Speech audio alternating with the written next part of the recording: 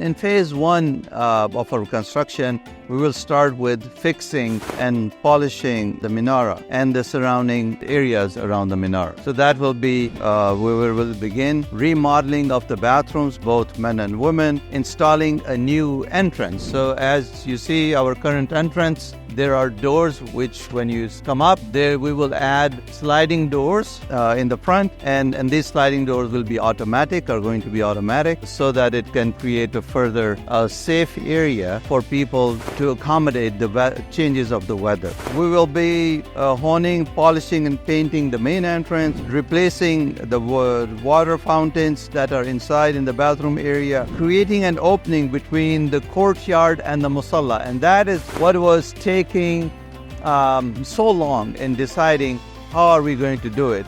And we will show you what the plan is, inshallah. Removing the shoe racks from the courtyard, making it all completely open, raising the floor of the courtyard so it will be all one level when you walk. Right now there is about 8 to 10 inches where most people are 2 steps that people have to take.